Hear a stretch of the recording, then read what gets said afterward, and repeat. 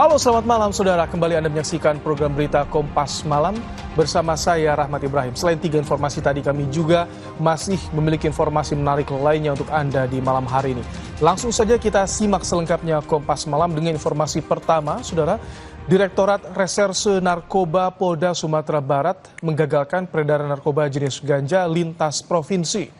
Penangkapan pelaku diwarnai aksi kejar-kejaran dan tembakan peringatan.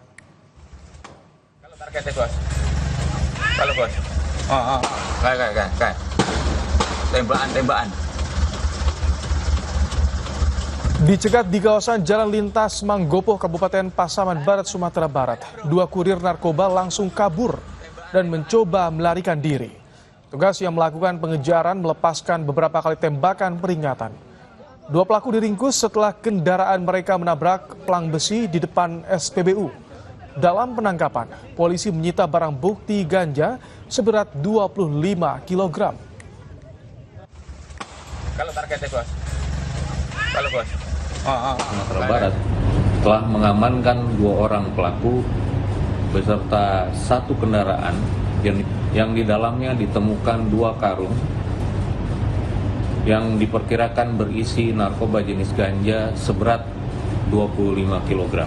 Kedua pelaku sempat berusaha melarikan diri sehingga anggota di lapangan melakukan penembakan peringatan dan melakukan pengejaran.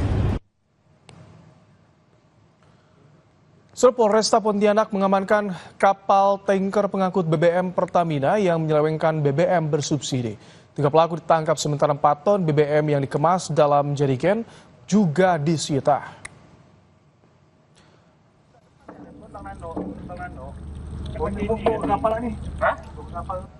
Polresta Pontianak mengungkap kasus penyelewengan BBM bersubsidi dari kapal tanker milik Pertamina. Polisi menyita lebih dari 4 ton BBM Pertalite subsidi dikemas dalam 15 drum berkapasitas 220 liter dan 33 jerigen berkapasitas 33 liter. Polisi menangkap 4 orang tersangka, yakni kapten kapal dan 2 anak buahnya serta seorang warga yang menjadi penadah.